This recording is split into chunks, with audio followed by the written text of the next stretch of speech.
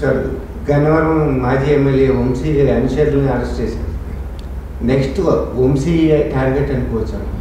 వంశీ గతంలో మీరు ఒకటి గుర్తు చేసుకోండి రాజు గారు, ఇప్పుడు చంద్రబాబు నాయుడు గారు సతీమణి బోనం గారి మీద అసెంబ్లీలో చాలా అసభ్యమైనటువంటి అతి కిరాతకమైనటువంటి అమానవీయమైనటువంటి వ్యాఖ్యలు చేసి తర్వాత ఏమో మేము చేయలేదు అన్నాడు. కానీ ఒక 3-4 రోజుల తర్వాత చేసిన మాట వాస్తవం అని కూడా ఒప్పుకున్నాడు. తర్వాత గన్నవరంలో మీరు గమనించారో లేదో, అప్పుడు తెలుగుదేశం కార్యాలయం మీద తీవ్రమైనటువంటి దాడి జరిగింది. కార్యకర్తలు గాయపరిచారు, కార్లు తగలబెట్టారు. అది చూడటానికి వెళ్ళినటువంటి ఈయన పట్టాభి మీద కూడా దాడి జరిగింది. ఆ తర్వాత పట్టాభి గారినే మళ్ళీ పోలీసులు అరెస్ట్ చేసి చిత్రహింసలకు గురి చేశారు, 3rd డిగ్రీ ప్రయోగించారు. తర్వాత కార్యకర్తల మీద దాడిలో మెయిన్ పాత్ర వహించింది కూడా వంశీ అని కూడా తెలుసు, అందరికీ తెలుసు. అలాంటప్పుడు ఇంతకాలం ఆయన బుకాయించుకుంటూ వచ్చాడు. ఇప్పుడు తర్వాత సోషల్ మీడియా పోస్టింగుల్లో కూడా ఆయన పాత్ర కూడా ఉందంటున్నారు. తెలుగుదేశం ప్రధాన కార్యాలయం మీద చేసిన దాడిలో వాళ్ళని అరెస్ట్ చేశారు. అట్లాగే గన్నవరం కూడా అంత తీవ్ర స్థాయిలో కూడా దాడి జరిగింది. అలాంటప్పుడు మరి ఆయన అనుచరుల్ని అరెస్ట్ చేసినప్పుడు అసలు మెయిన్ కీలక వ్యక్తి, అసలు దానికి సూత్రధారి వంశీని గతంలో కూడా అరెస్ట్ చేస్తారని పుకార్లు వచ్చినా కూడా చేయలేదు.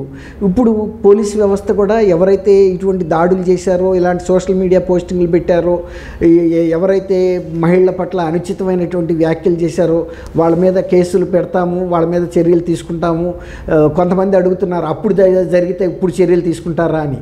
మరి ఆ రోజున షర్మిల గారు పిసిసి అధ్యక్షురాలుగా ఉండ తన మీద పెట్టిన పోస్టింగులకే కడప జిల్లాలో కూడా పోలీసులు కేసులు తీసుకోకపోతే మరి ఏం చేయలేని పరిస్థితుల్లో ఆ సునీత గారు కానీ హైదరాబాద్లో కేసులు పెట్టారు.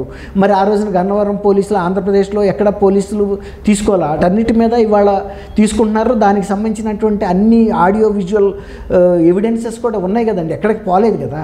దాడి జరిగిన వాటికి సంబంధించి నేరం ఎప్పుడు జరిగినా తర్వాత అయినా చర్య తీసుకోవచ్చు ఏ ప్రభుత్వం అయినా.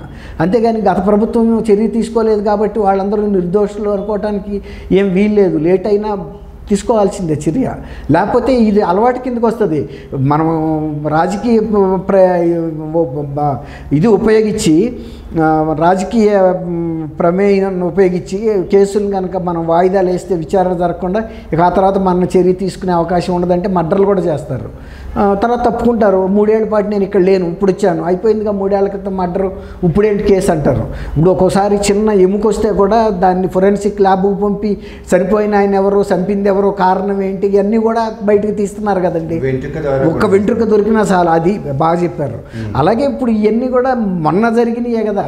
జరిగినప్పుడు వంశీకి కూడా అరెస్ట్ అవుతాడు, తప్పదు. ఇప్పుడు ఇతని మీద కొడాలి నాని మీద కూడా ఒక లా స్టూడెంట్ వైజాగ్ కంప్లైంట్ చేసింది, చర్య తీసుకుంటారండి.